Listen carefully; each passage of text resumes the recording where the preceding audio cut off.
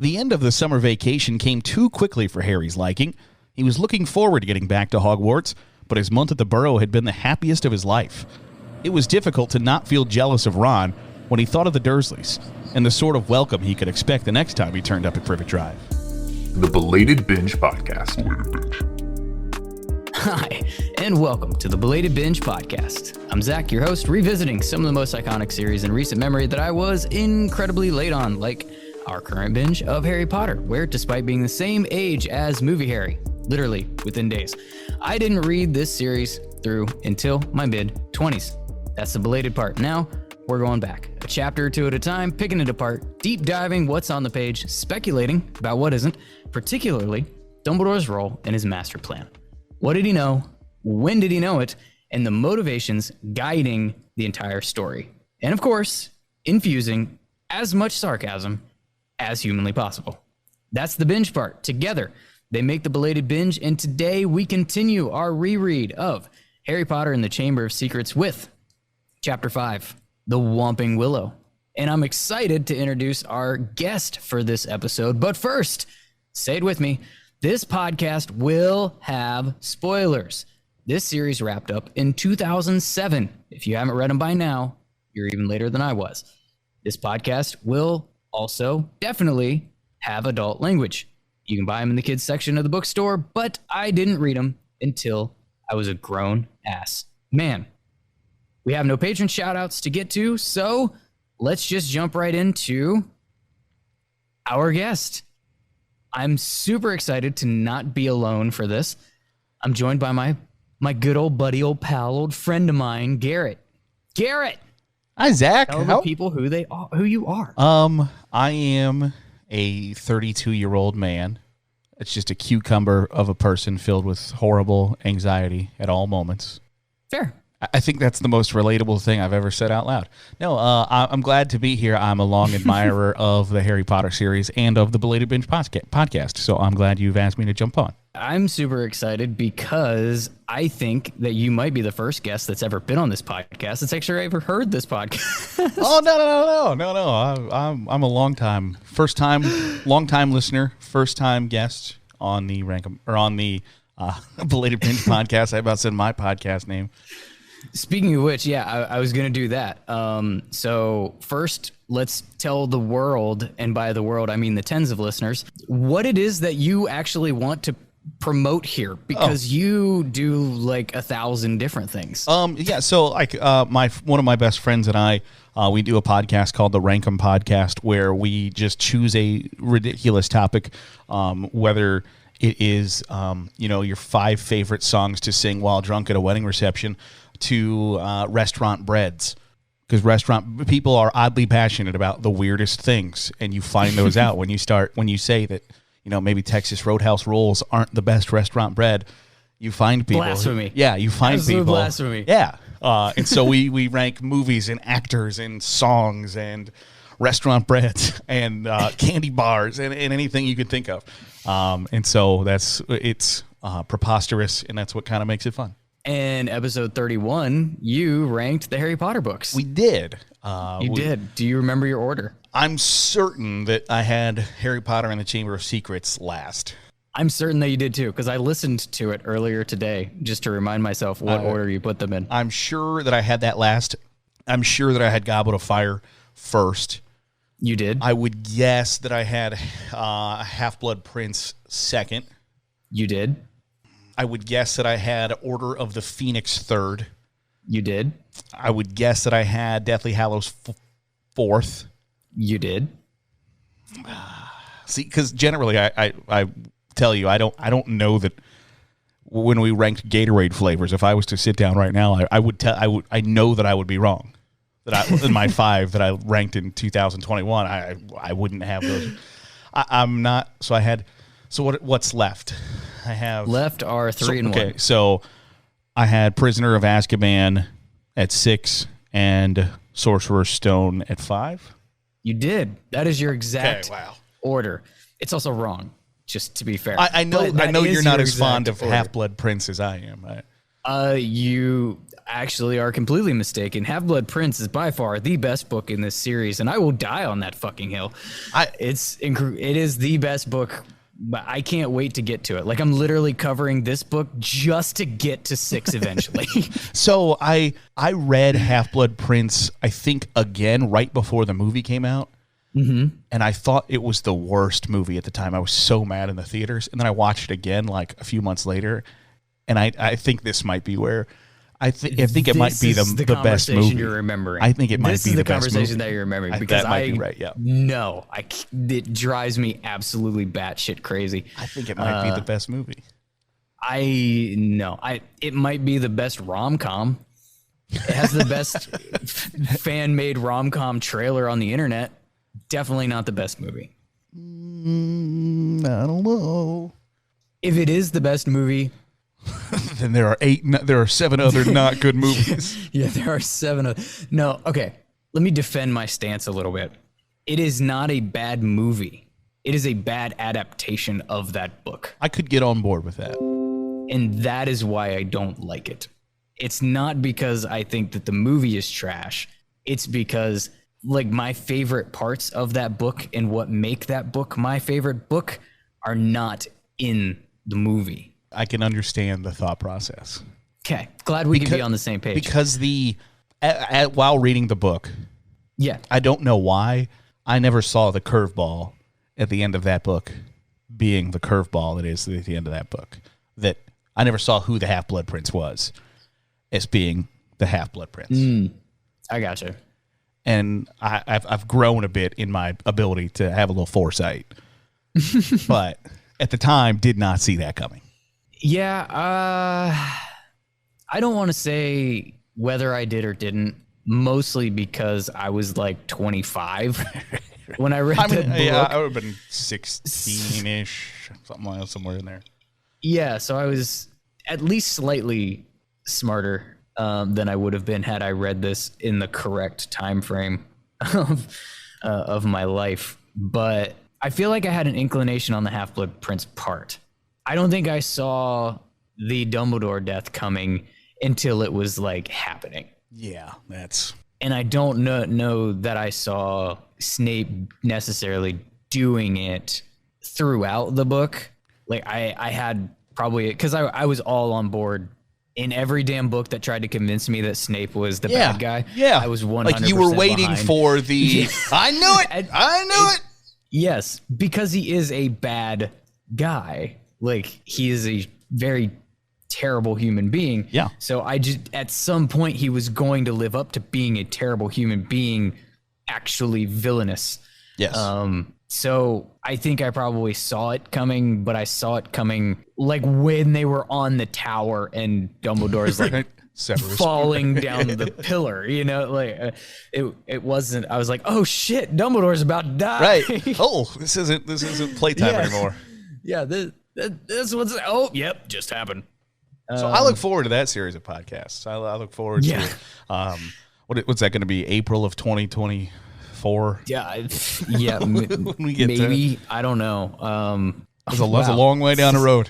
Yeah. Well, it'll be fine. I have to also say, one, I'm offended that you referred to Dawn as your best friend, because I think I said one of. It's absolutely offensive.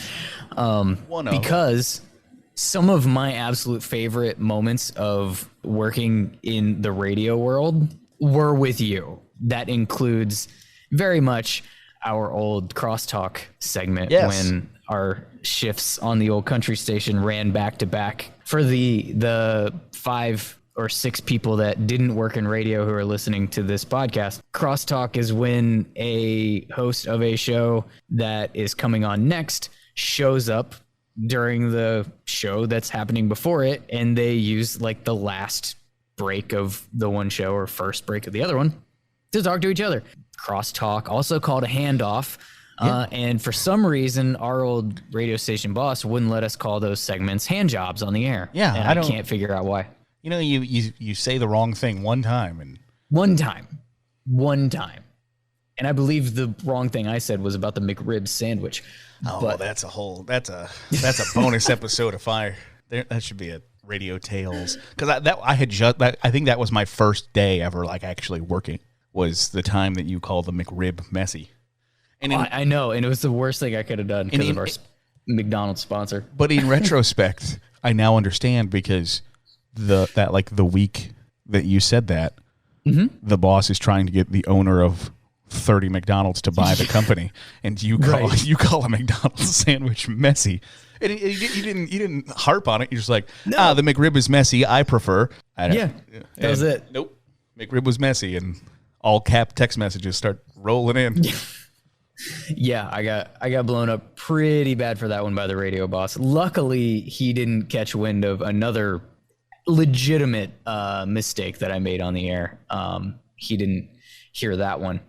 That one got to just be between me and the several callers that called in very angry. We've all been there. But that one didn't get all the way up the chain. Anyways, so tell me and the people listening, like, your Harry Potter story. I was early on the Harry Potter. I was generally, I think a lot of people, at least in America, started reading Harry Potter after the Sorcerer's Stone movie came out.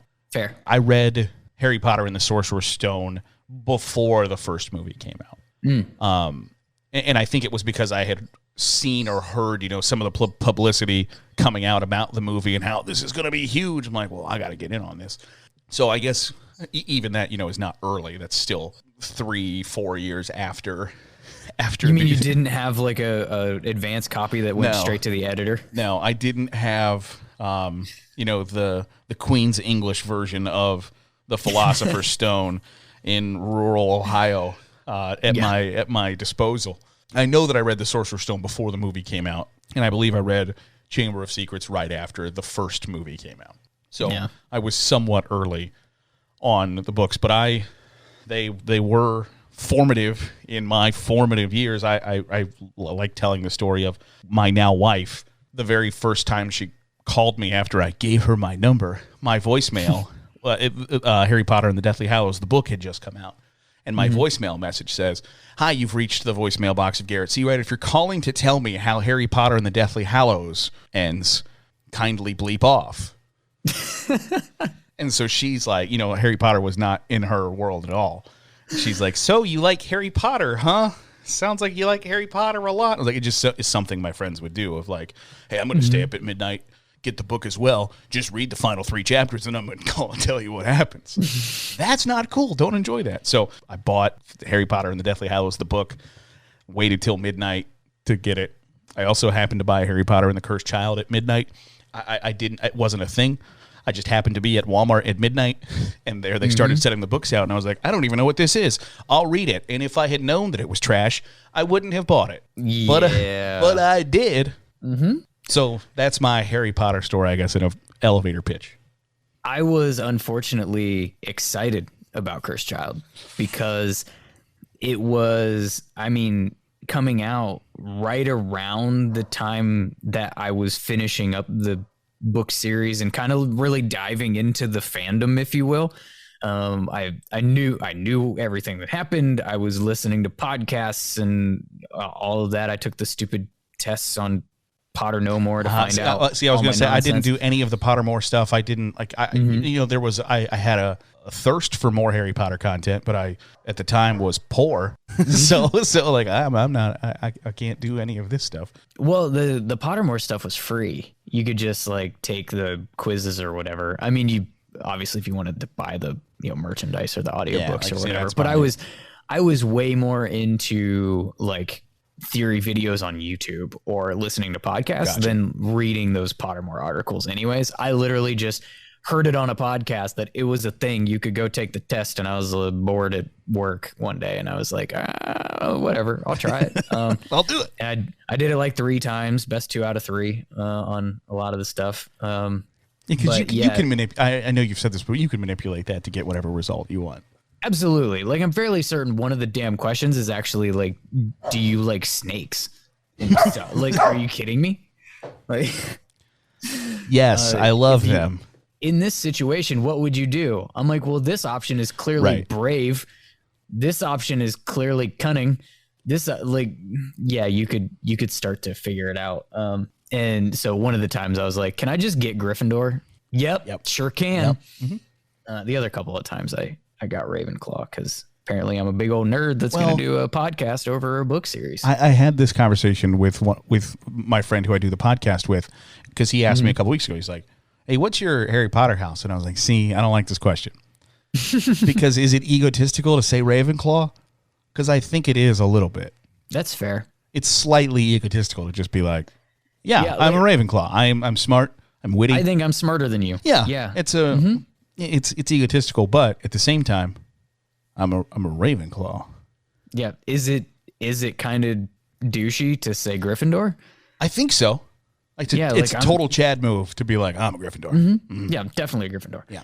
Is it too try hard to say Slytherin? See, I wonder if like Slytherin is just complete lack of self-awareness. like I'm not sure what I am. Oh, you're a Slytherin. Okay, got it. Perfect. Because it's sort of like when you ask somebody, like, and nobody asks us anymore, luckily, like, who are you voting for? Oh, I'm voting for the lesser of two evils. Oh, so you're voting for the person you didn't really want to tell me who you're voting for. Like, what house are you? I'm not really certain. Ah, you're Slytherin. Okay, great. Got it.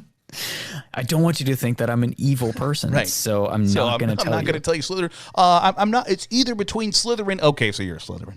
Yeah, it's either between a Slytherin or I'm going to murder you in your sleep. That's a tough one to figure out.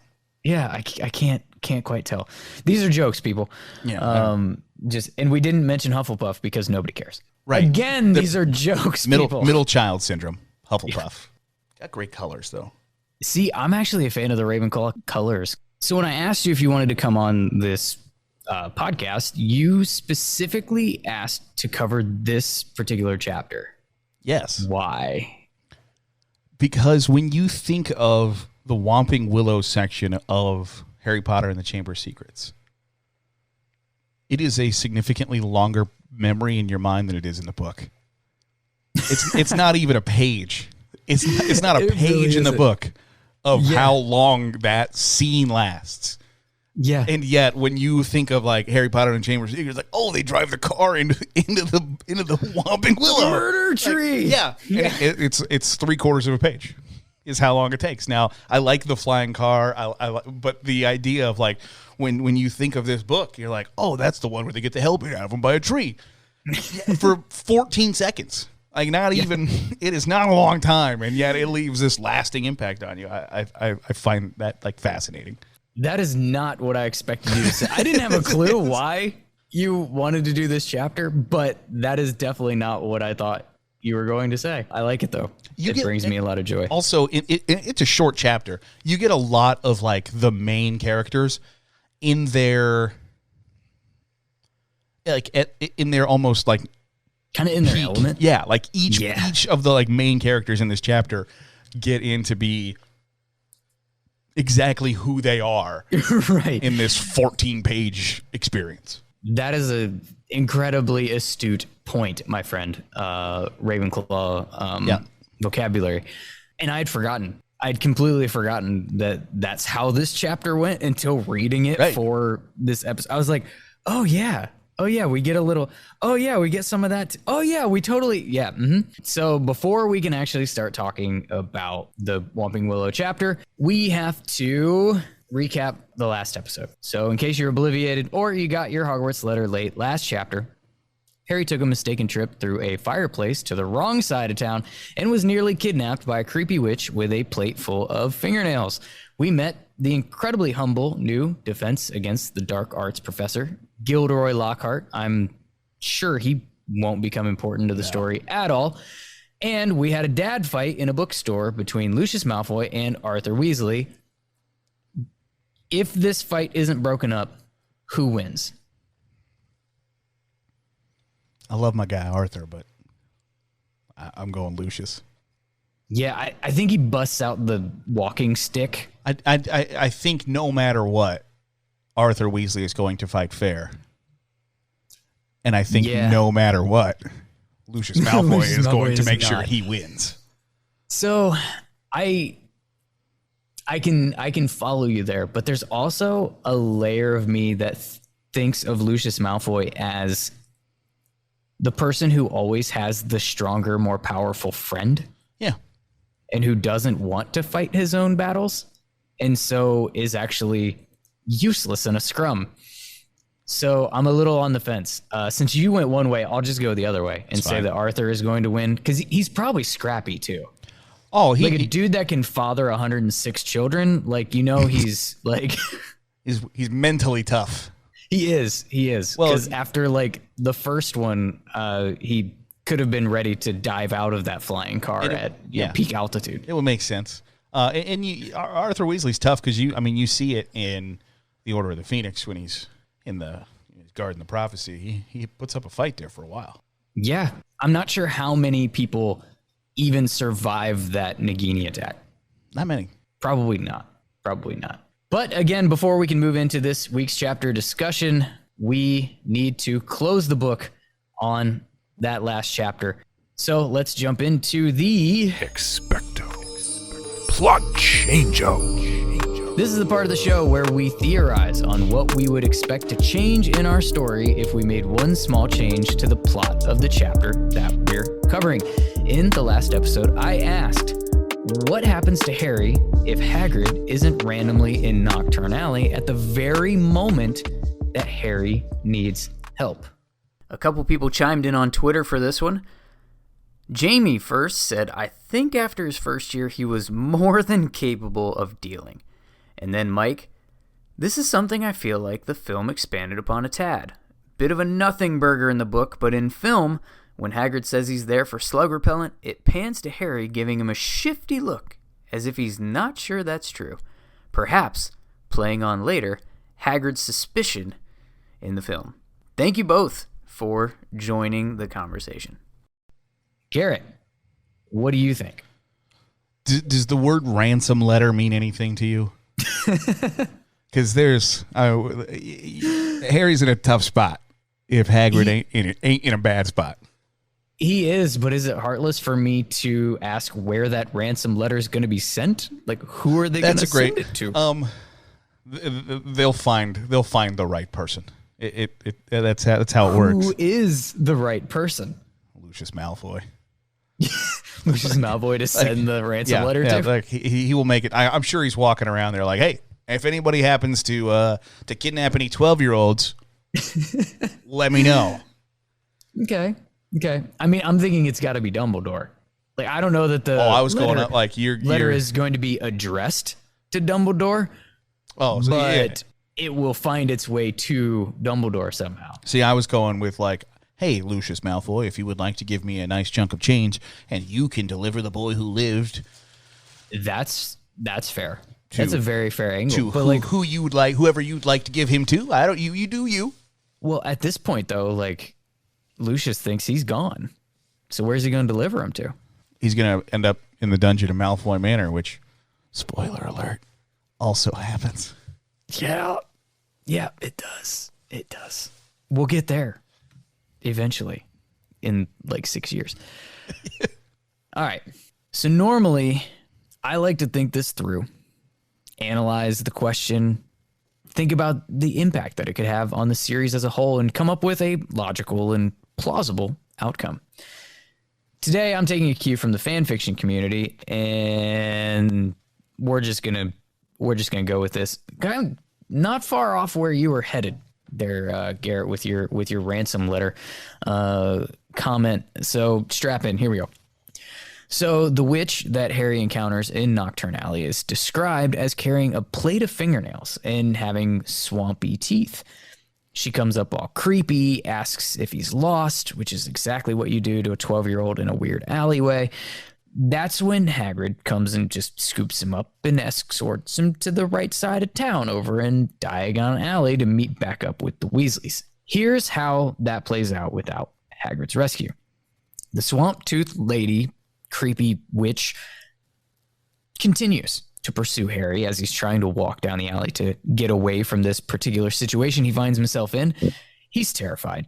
And just as his anxiety reaches just peak level and he's about ready to just start sprinting, he feels a hand caress his own. And bam, disapparition. Harry doesn't know where he is. The room's spinning. He drops to his knees, and suddenly a trash can appears next to him, which is perfect timing because he's completely nauseous and it's coming. I'll spare you the details, but his breakfast is now in that trash can, as is described as a thing that happens to people the first time that they apparate. Before the room around him actually starts to become clear, his fear is just shot through the roof because he gets a look at the person responsible for bringing him there. The swamp tooth crazy witch lady, of course, right? Like, I'm no fiction author, but like everyone saw that coming. Harry grew up with muggles. He's seen TV before. He's preparing for some straight up, it puts the lotion on its skin kind of shit to go down in this moment. He has no idea how he's ever going to get out of this scenario. He still can't quite take in his surroundings. He's just completely transfixed on this witch who's now brewing something in the kitchen. All he can think is, what poison is she going to try to make me drink, and how can I possibly avoid it? She's coming closer.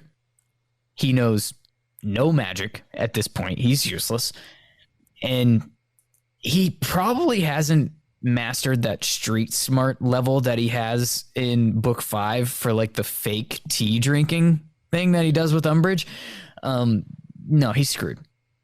The witch is nearly within arm's reach, and she trips over the corner of quite a shaggy rug that Harry didn't realize he was sitting on.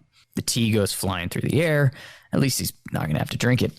She curses out loud and she climbs to her feet, looking directly at him, just right between the eyes. And then almost looking through Harry, she pauses and she laughs. Harry's utterly confused. He knew this lady has to be crazy, but this has confirmed it even for him if he had a single fingernail left of doubt. And then Harry thought he was crazy because the witch's features started changing right in front of his very eyes. And soon she wasn't the crazy, dirty, swampy teethed witch. She was actually pretty with mousy pink hair, and her smile was rather infectious.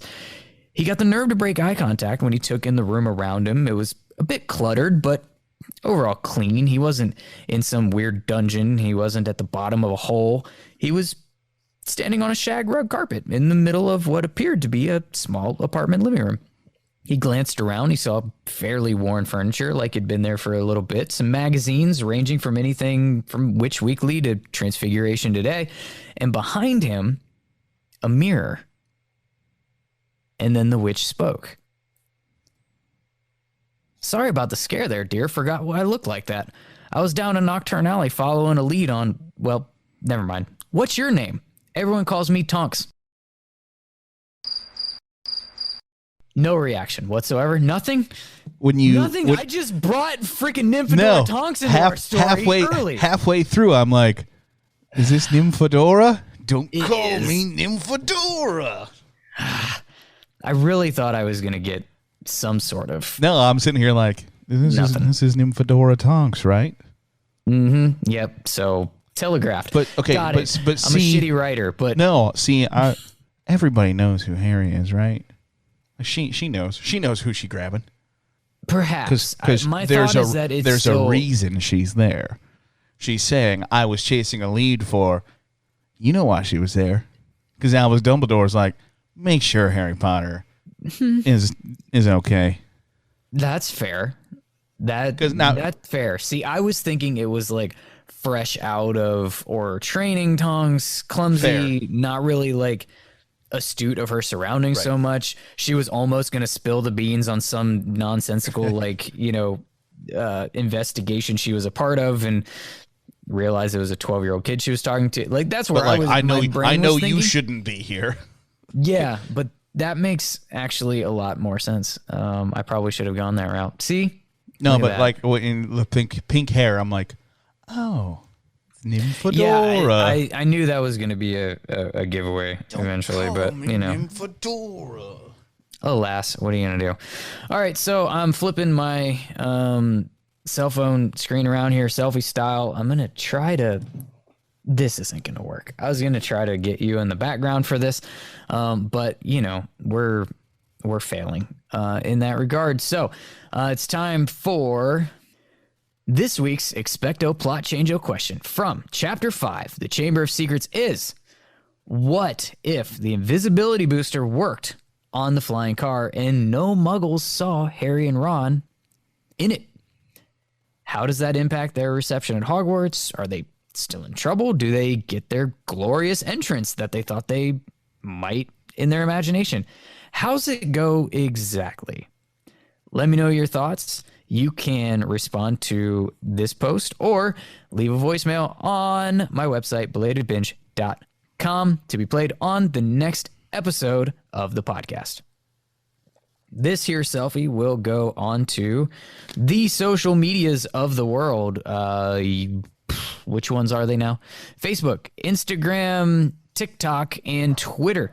And like I said in the video, you can get in on the action on any of those platforms or leave a voicemail on the website, belatedbinge.com. If you don't like the sound of your own voice, there's also a form that you can submit, a contact form, and you can leave your thoughts in there as well. So now we will dive into the events of this week's chapter with Priority in chapter. We've reached the point where our wands connect, not the tips, just the streams, so we can recap what went down in the chapter that we just read this week. Chapter 5, Chamber of Secrets. The Whomping Willow begins with a time jump to Harry reflecting on the end of summer and how much he enjoyed staying at the Burrow with the Weasleys. Apparently, it's been a month since he's been broken out of cell number 4 on Prison Drive, and it's time to go to Hogwarts. Garrett, I'm going to ask you first, where do you stand on the Burrow?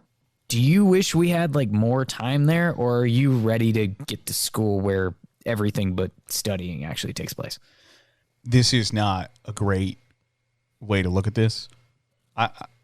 Happy Harry is boring.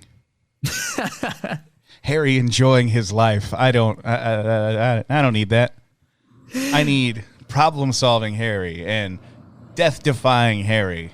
I need much less life is good Harry. I don't need that. I would love to, investigate that someday or whatever, of the boring days at the Burrow for Harry. I'm sure are the best days for Harry, but they're right. They're the boring days when he's like, oh, nothing is happening and I feel loved. This is great. Well, I don't care. That's horrible. So you're one of those people that don't mind the other time jump that we get in Half-Blood Prince where he finally makes out with Ginny, and then it's like the past 3 weeks were the best of Harry's life. Right. And now shit has to go crazy again. And because there are some that clamor. Yeah, they're like, I want that 3 weeks. And you're like, no, I don't care. Right. I'm sure it's just, now they're making out under trees. Right. Like that's all they're doing. Now, Harry looked lovingly into Ginny's eyes. She said, tell me everything will be okay. And he said, I don't know if I can do that. And she says, that's an even better answer. Wow. Like I don't need 3 weeks of that. That's fair. That's fair. And to be completely frank, romantic relationships are the weakest point of this series. And I just will never be convinced otherwise. And we could go down so many rabbit holes for that particular statement, but it just is. Oh, it's true. So that 3 weeks, I don't think we missed much, is all I'm saying. No. Yeah. So there's the last meal at the Burrow and then a morning of absolute chaos trying to get 6 kids ready for school at the same time, which goes as you would expect. And I mean, it's on brand for the Weasleys, right? Like, yeah. This is exactly what you expect. Yes, this is what you imagine will happen is absolute utter chaos. So then they make Molly look like an idiot when she gets into this 4-door sedan and all 8 people are just completely comfortable rather than being stuffed in like a sardine.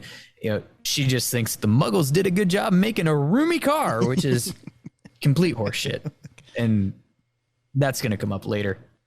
I get why she doesn't want Arthur to put the car into flying mode when they're running late, but the idea that she knows the car can fly, but then can't put 2 and 2 together on an undetectable extension charm, no chance. No chance whatsoever. Anyways, they get to the platform. Everyone runs through the wall like normal, except instead of having all the kids go first like normal parents would, and they normally would, the parents went through and left the 2 12-year-old boys to be last and come in on their own with literally 1 minute before the train's supposed to depart, which would never happen. Right? Can we agree that Molly Weasley is probably a above average mom, maybe even an elite level mom? Somewhere between above average and elite, I think, is fair. And this idea that like she would leave t-ball practice before all the kids had been picked up is outlandish. Yeah. Or, just walk to the car and leave the 12-year-olds back in line at Cedar Point, in a crowd mob at dark. Yeah, that's happening. Come on. Yeah, and it's coming up again later in the show. No, she's not perfect, but she's not dumb. She's definitely not perfect. She's definitely not dumb. But we needed a way for this next piece of plot to happen. So, bam! Harry and Ron crash into a wall looking like a couple of idiot kids. All right. The maturity level of these 12-year-old boys. How close are we feeling these days? We well ahead of them, or are we still pretty much there, but we have more gray hair? Yeah. Yeah? Yeah. Okay. So what's the move here? It's definitely not like my 12-year-old problem solving isn't, oh, well, this is fine. We've got a flying car. That's not my, what my 12-year-old problem solving is? If I cry right now, how many people are going to come ask me if I need help? Lots. It's definitely not like, it's fine. We got this. There's a flying Ford in the parking lot. Yeah.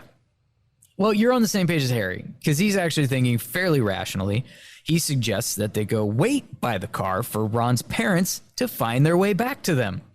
But apparently Ron had his Wheaties this morning and he's down for an adventure. Here's Ron's logic, and I quote, "We're stuck, right? And we've got to get to school, haven't we? And even underage wizards are allowed to use magic if it's a real emergency. Section 19 or something of the restricted of thingy. Yeah. After Harry shows a little bit of concern for Ron's parents getting home, he continues his streak of rock-solid points. They don't need the car. They know how to apparate. Just vanish and reappear at home. Great use of explaining what the hell apparition is, by the way, in the middle of this. They only bother with flu powder in the car because we're all underage and we're not allowed to apparate yet. Pause. 1. Is Ron making sense? Because technically, nothing he just said is inaccurate. I was just about to say, when somebody starts their argument with, well, technically, things are not about to go well. Well, they're technically. Not, but are they wrong? He's not wrong. He's not wrong. But technically, no. We're not well actually. We're not well technically. No. Yeah, this is just Ron's a little persuasive in this. And I understand the logic to a point. Like, right. Like, fuck it. They don't need the car. We need the car. Yeah, I understand that. Mm-hmm. But and they are just coming off of a mission where they flew like halfway across the country and nobody found out. True. Ron wasn't driving. Just throwing that out there. They didn't have the Masters of Mischief themselves and his brothers. But okay. Second thing that stood out to me here, and this is more logistically. Being underage means that you can't legally apparate yourself, obviously. But does that extend to side-along apparition? I don't think so, right? I didn't either, but the way that Ron says it in this passage, and maybe I'm just reading into things because I want stuff to talk about on this podcast, but it does suggest that even if their parents wanted to just apparate somewhere and take them along, maybe they couldn't. See, is that they only bother with the flu powder and the car because we're all underage and we're not allowed to apparate yet. See, that to me like reeks of Molly had a bad experience once, and Arthur just tells them like, "Oh, we're not allowed to apparate because you're underage." When in reality, Molly's like, "Remember that time I got splinched, or I feel sick every time we do it. I don't like doing it. We'll just use flu power." That's fair. I like that's covering for somebody. Yeah, I like the rationale that you use, because the way that I was thinking through it, it was like maybe it's just exhausting because you presumably have to take one kid at a time. Right. Probably like they're probably not risking taking all 7 of them in a football huddle and just like come on everybody, group hug, here we go. Yeah, I doubt they're doing that. Maybe they don't want the kids to get sick, kind of like what you were saying. It sounds like a lot. It sounds like a lot. It does sound like a lot, but it made me wonder like if it's technically not a legal option, and if so, did Dumbledore just like who gives a shit and just have Harry apparate with him? Right, like because he's Dumbledore? Who's gonna tell on me? Right. Like who's gonna say? And the other reason that this seemed plausible to me is in that book, when Ron and Hermione are about to go take their apparition lessons, and like Harry can't because he's not the right age. Yeah. All of the students are, when they're taking the classes and stuff, are like freaking out because Harry's apparated before, like side along. Like none of you, literally no student, at least that we know exists in these books, has ever side along apparated before. Like I feel like if I'm a parent and I'm late for something and I can do this, like I'm probably doing this. Yeah. You can cut that corner. So that's why I'm wondering, like, are they literally not allowed? Also, you would think maybe that with the Weasleys kind of penchant for being maybe a little late sometimes, like that they would be like, I don't care how rough apparating is. Yeah, we're gonna do it. Get over it. Yeah. Anyways, side tangent over. No matter what, we're going on Ron's adventure and we're flying to Hogwarts, but come hell or high water. The plan is to run out to the car, get it up in the air when nobody's looking, fat chance, turn invisible, and follow the train to Hogwarts. So naturally, this plan goes to shit immediately. That's not an exaggeration. Not an exaggeration. Literally, immediately. Broken invisibility booster. So now they're rushing to hide in the clouds, which is actually a smart tactic. I was going to say, your options are we can get above the clouds or we can put this bitch back on the ground. One of them is a big problem. The other one is the safe option. Like, let's just get above the clouds. That is logical thinking. It is logical thinking, which I wouldn't expect out of Ron Weasley. Fair. Especially at this moment, considering his literal previous paragraphs that we just read. So we're 4.5 seconds into this trip and we're already fucked. They're ducking in and out of cloud cover, trying to find and follow the train for hours, and the car apparently starts getting tired. So far, what indication have we gotten that this car is a sentient being? See, okay. Thank you. Because when he pats the car on the dashboard, like, come on, a little farther. Like, I think it says, he says to the car more than he says to Harry, a little while longer. Is that to make Ron feel better? Or does he know that the car is alive? When do they learn that I assume Harry learns it. No, that's even poppycock, because Harry's like, reverse later on in the... When do they all find out that the car is like, I don't care what you want? I'm going to do whatever I want. Yeah, the car is now a flying transportation labradoodle is what is happening. whatever. This is a kid's book, so this is a thing. And the car, finally gives out just as they reach Hogwarts. We're skipping ahead a couple paces. They're preparing for a crash landing, which is actually quite beautifully written. If you really sift through the wording, the way that the castle and grounds are just described while they're plummeting to their potential death is actually quite pleasing. And where do they finally land? A murder tree. Yay! Which definitely belongs at a school. That was another question later. Like, the purpose of the tree is... Mm-hmm. Yeah. What? Yeah. So Ron's wand is broken. Somehow their faces aren't. And the Whomping Willow proceeds to beat the shit out of them until Harry shouts, "Reverse," like you said, and the car listens to him. He goes, "Yeah, that's a great idea." Yeah, and this is the moment that you were talking about when you said, "I really want to cover this chapter." That's it. It's past. The whole thing is over. They hit the tree before Harry can say, "What the hell?" Oh, at least we're alive. He gets slung into Ron to the right side of the car. Then when he looks up, the tree hits them again. And then they go, "Oh, shit, let's get out of this car while it's being pummeled. Reverse." The car backs up, kicks him out, throws Hedwig at Harry, and it's gone forever. That is how long it takes. Yeah. They get hit twice. That's all that, yeah. Mm-hmm. Now, I'm sure those were jarring hits, but... Yeah. And Hedwig is pissed. She's not a fan of this situation at all. No. She and the car both gone out of there. And when Ron shouts at the car to come back because his dad's going to kill him, all I could think was, where was that energy when we decided to steal the car from his dad because they didn't need one? Oh, a couple whacks from a tree, and now you're thinking clearly. Yeah. Yeah. By the way, what was the plan? We're just going to we're going to fly. We're going to park it in faculty parking, and it'll be fine. Yeah, just like right outside the gate and just leave it there for a year and then fly it back home. Yeah, Arthur Weasley's going to walk out the back door of the burrow and go, "Accio car," and it's just going to... I don't know how far that works, but... Yeah, and it transformers its way into like a little matchbox and then just flies to him. We could write this. This little, what would this be? Like a fan fiction subplot or something? Yeah.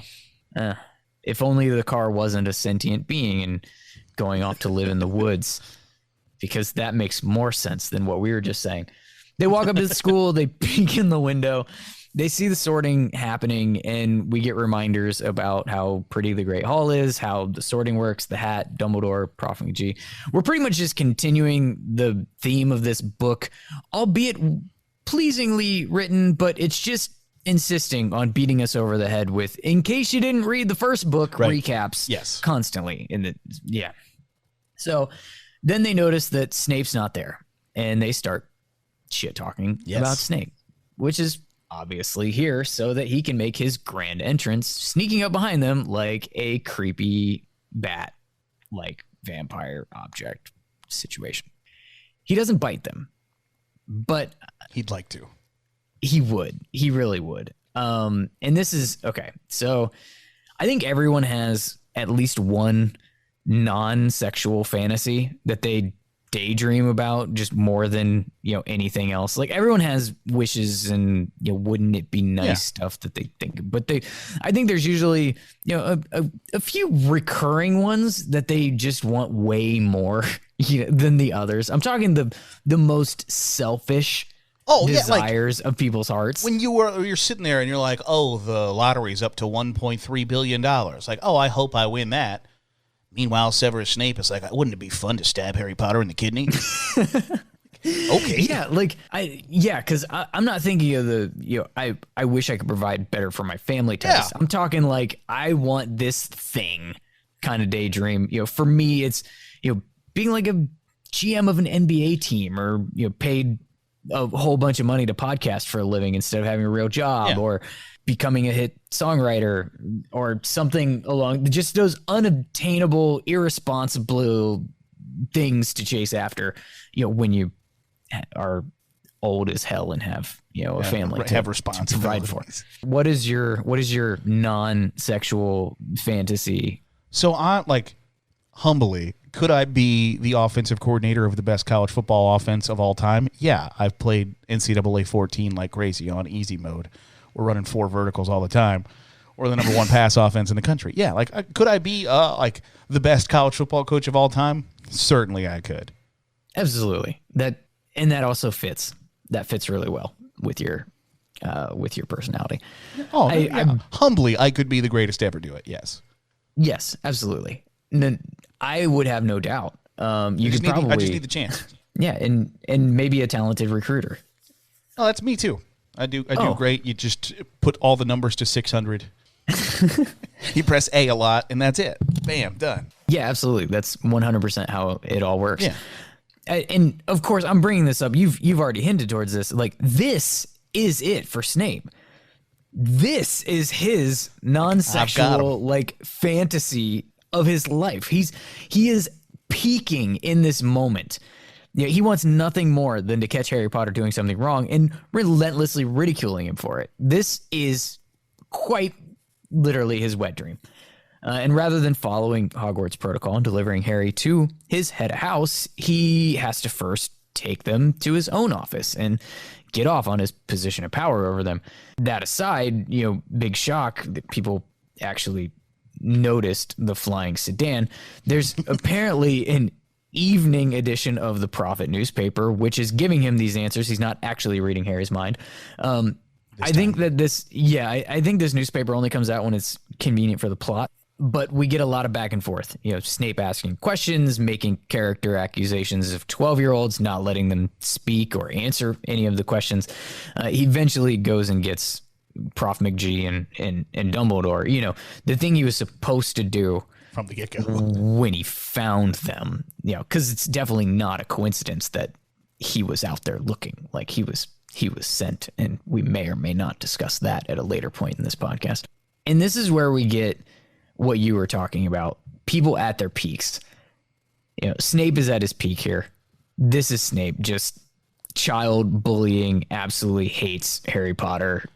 And he's like, I've got him. Like, he's definitely going to get expelled for this. If we can dive into further people's logic, like, you've sworn this oath to protect, spoiler alert, to protect Harry Potter for your remaining days, and yet you're looking forward to him being expelled.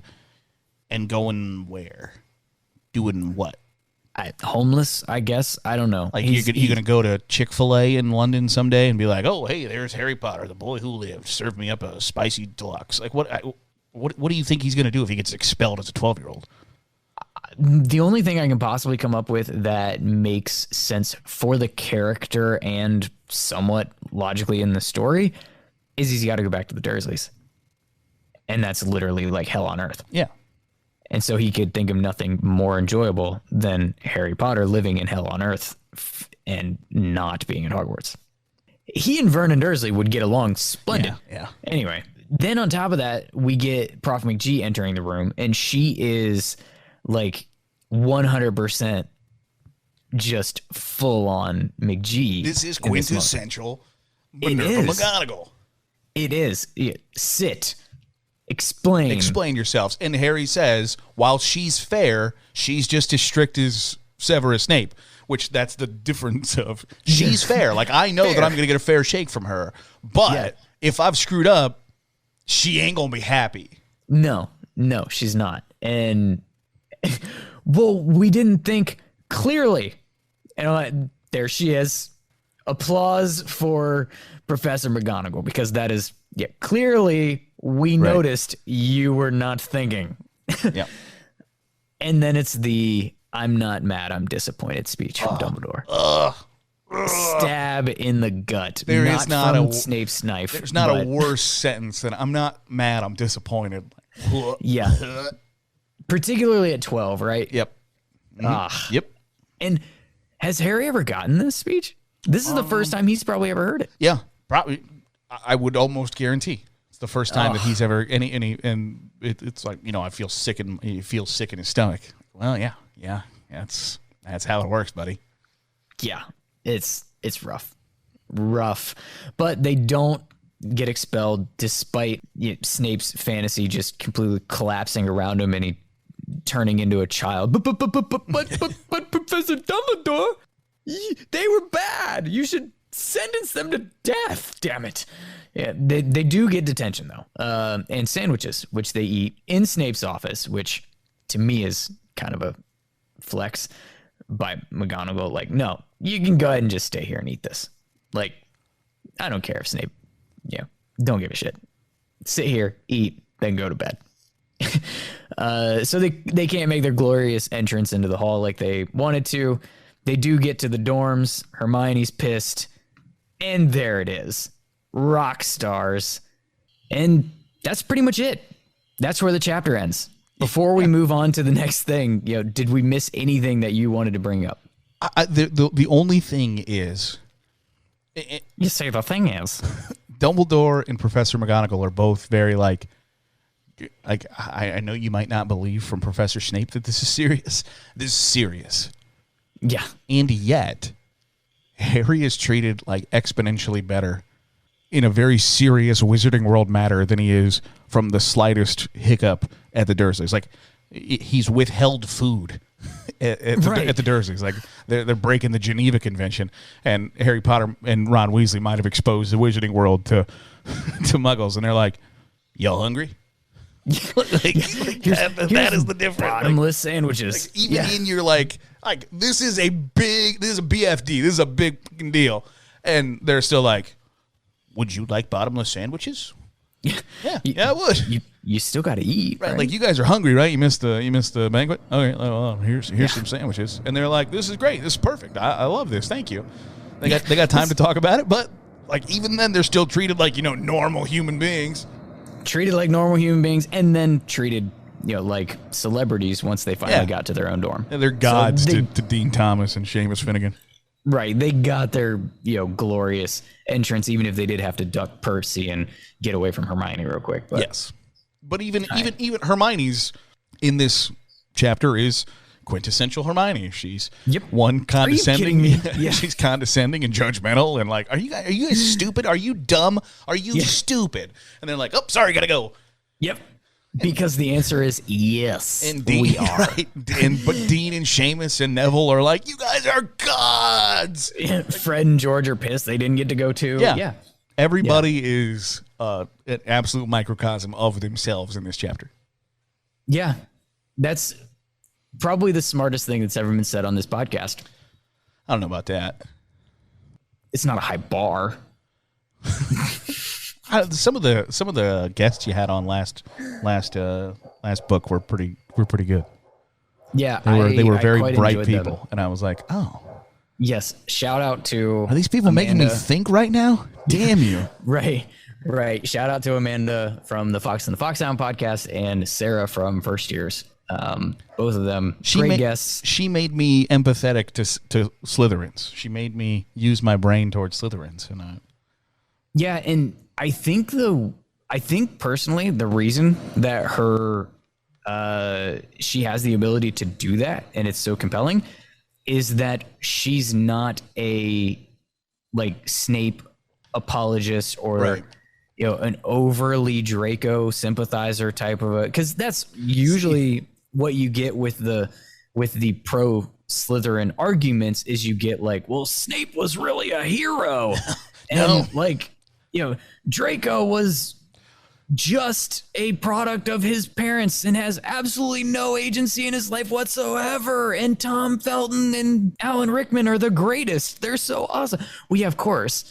But they like breathed life into characters in ways that like the book characters are much worse. Yeah, right. Yeah. But she doesn't do that. She's legitimately like, but this house is not just full of evil people. It can't be, and makes compelling arguments in that favor. I quite liked it. Anyways, that had nothing to do with this chapter. So let's jump into